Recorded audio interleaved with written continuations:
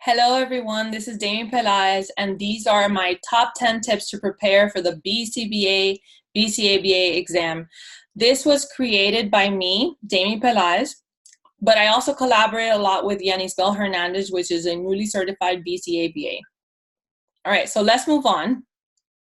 All right, are you ready? Let's take some notes. I want you guys to take out your notebooks, take out some pens, and make sure that you guys take as much information as you can. Okay, so let's move on. Do something really quick. Make sure you guys pass this exam. All right, for my top 10 tips, my number 10 is use all your extra time to study and remember to take a 24-hour break before the exam. Okay, so with that, make the exam your priority right now, like right at this time. Use as much time as possible to study from now until your test date. So most of you do not know when your test date is, so make sure that you just estimate, I'm gonna have 60 days to study, okay, and break that down, okay? And if possible, 2 weeks before your exam date, request a week or 2 off from work. Not a lot of people have that luxury, but if you do, request it off. You're gonna need the extra time to study, okay? And then last but not least, this was actually something that was suggested to me while I was taking my SATs. Okay, they say that this is extremely important. Rest 24 hours before the exam so your brain can be fresh and ready for the exam. So 24 hours before your actual exam time and date, make sure you completely stop studying. All right, we're gonna move on to number 9. Number 9 is use everything that is given to you at the testing site. So at the testing site, we're gonna get a timer, a whiteboard, and some headphones, okay? Noise cancellation headphones. So if you can, before the actual exam, purchase those 3 items. Use them while you're taking mock exams. I've seen some of them on the App Store. I've seen some of them at the dollar store. So just find those 3 items and use them as much as you can while you're taking mock exams, okay? And if possible, also make sure you take a break, okay? Not a lot of people have the luxury to take a break because either you're a slow reader or you're just someone that needs the extra time to reread the question. So you're the one that needs to know yourself. This is why you need to take mock exams before the actual exam, and then know if you need the entire time, then you can't take a break. But if you're one of the ones that knows that you have time to take a break, instead of finishing your exam in 2 hours, go take a break halfway and then come back, okay? That is really important because that's going to make your brain, again, fresh. Take a brain break. Give yourself some time to stretch, move around, do whatever it takes, but use everything that's given to you on the testing site. All right, for number 8, use all free resources first. In the beginning, you're not going to be fluent. You're not going to know terminology. You're not going to know most of anything that's given to you, the theories, everything. So use as many free resources as you can. Don't spend money in the beginning because it's not going to be effective. So use the free resources in the beginning. Once you start becoming fluent, you can start spending a little bit of money on the effective material, on the effective resources out there. But in the beginning, always start with the free one. So these are some that I found helpful for me specifically. ABA Rocks is a great website. Pinterest has tons of ABA materials. You can search BCBA exam on Pinterest and you're gonna find tons of information. Listen to ABA related podcasts when you're traveling, going to work, coming back, picking up the kids from school, any of that. Put it on your Bluetooth and listen to it while you're driving. Kahoot has great games on their website that are ABA related also. There's social media, tons and tons of social media that's ABA related.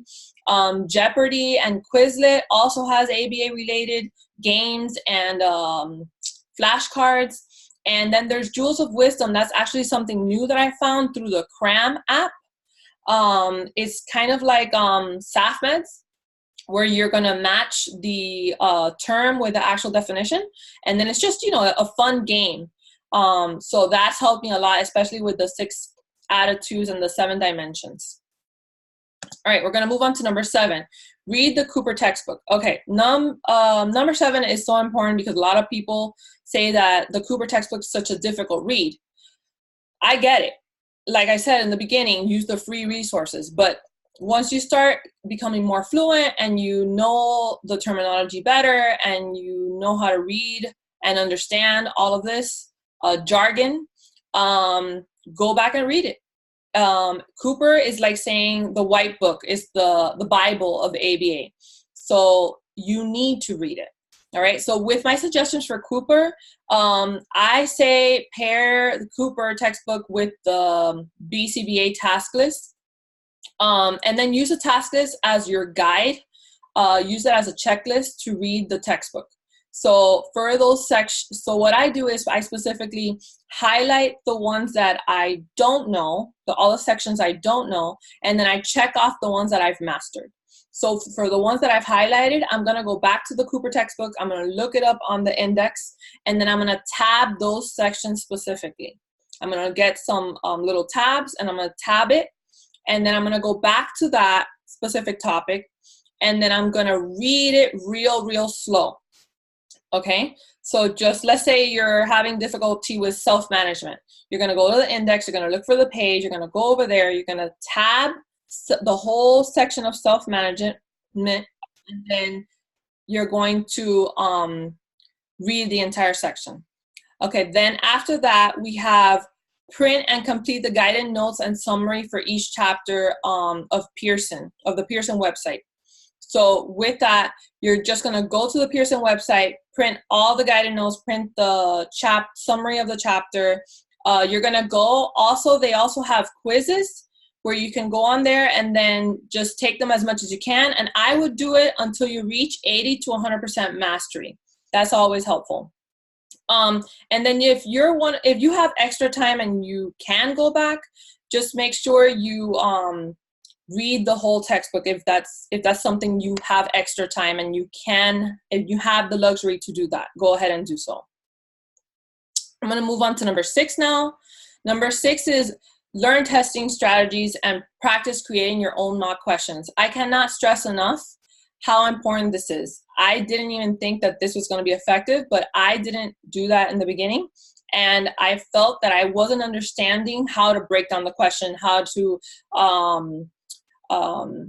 find the answer, how to figure out the little tricks and tips on finding those answers. But when you actually make the questions and you collaborate with other people and you just, figure it out on how to do it, then actually answering other questions that you didn't create is so much easier. So I cannot emphasize how important this is. Learning how to use testing strategies and creating your own mock questions. That is so important. All right, for number 5, data. In the ABA field, what is it that we do? That's all we do. We take data, and then we do other things after that, but that's the most important part, taking data.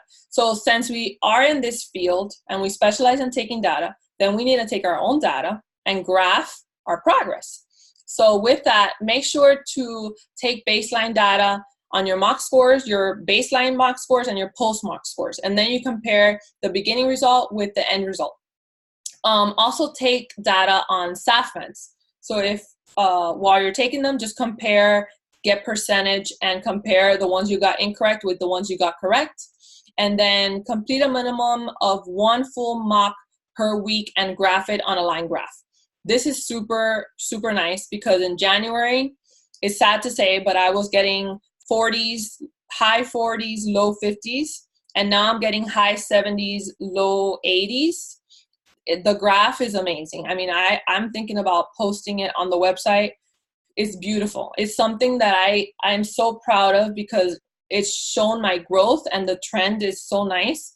I'm extremely motivated and confident that there's been so much progress in such a short amount of time. And the last thing I have is taking data for incorrect responses on mocks to correct your own behavior. We actually have a data sheet that we're going to share with all the subscribers on the ABA Exam Academy website. I'm going to send it out this Friday, so make sure you subscribe on our website so you can get this. This is an actual data sheet that's created to see why you're getting the questions wrong. So if you don't know the terminology you would check that off. Or if you changed your answer, that's another one we have on there, you can check that off. So it's just specifically figuring out, okay, so I did this question, why did I get it wrong? And then you just look at the pattern you have with all the mock questions you get wrong. That's helped me a lot too. All right, number 4, program common stimuli. This is testing generalization. We need to desensitize ourselves to taking mock exams, specifically on a computer. So printing is fine, but you need to focus on doing it on an actual computer. Why? Because on the exam, that's what you do. So make sure you go to a library and reserve a private room. Use your laptop in there to take the exam on the computer. Or if not, you can also use the library computers with headphones while sitting next to other people. That's helpful as well. Whatever's easier for you, whatever works. Some libraries don't have private rooms, that's fine. And then lastly, use a timer and then put a 4-hour mark. When the timer beeps, then just stop taking the exam completely and see if you have any questions left, or if you were like rushing to finish because you were already getting close to the 4-hour mark. So just get used to all of that. Make sure you answer all of the questions, even the flag questions. With the flag questions, if you're going to go back, you can change it, but make sure they're answered, because if you get to the end of the exam and you didn't answer the flag questions, then you can have questions that you didn't even answer, and that's not a good choice. So make sure you always answer them as best as possible. Give it your best guess. Don't spend so much time on the ones you don't know well, but it's important to make sure that you put something. Something is better than nothing. All right, we're gonna move on to number 3.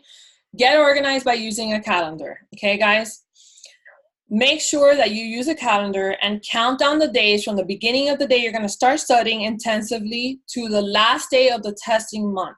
We really, right now at this point, don't know when you're gonna test. You haven't scheduled it, but it's important to just have an estimate, more or less, how much time you have.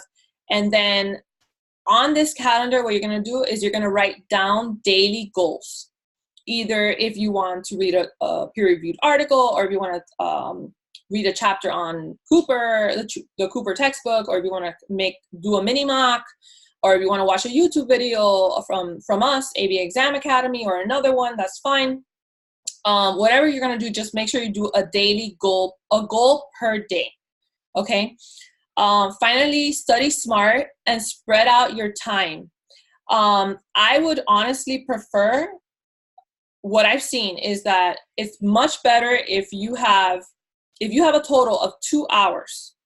Spread it out instead of doing 2 hours consecutively. So if you say, okay, today I have 4 hours of time to study, do 2 hours in the morning and 2 hours at night, or do 2 hours in the morning, 2 hours in the afternoon, whatever works for you. But spread it out instead of cramming it all together, because it's more effective if you spread it out than if you're pushing everything at one time. You're going to be more fresh. You're going to be answering more effectively. It's a much better choice. So study smart, always.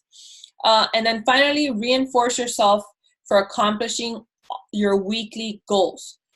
Make sure that you do not do any bootleg reinforcement. That is not going to work. So if within the 7 days you did every single goal of the week, treat yourself to your favorite restaurant, go to a spa, do your nails, whatever it takes. But treat yourself to something special for reaching all 7 goals through the week. If you only did 5 out of 7, no, that's a no-go.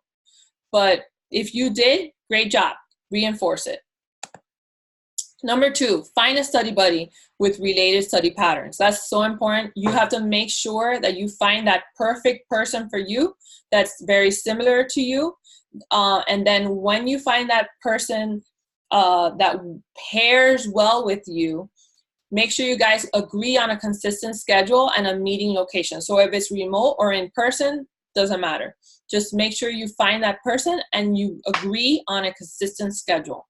And then Next is meet at least 2 days per week. If it's not possible, 1 day per week is fine, but 2 days per week is preferable. Discuss incorrect answers on mock questions. You can discuss information from same resources that you might have. Any ABA topics that are difficult for you can discuss. And then keep each other motivated and accountable. That is the most important thing, why a study buddy is so important. You guys need to motivate each other. You guys need to push each other. You guys need to make sure you help each other pass this exam.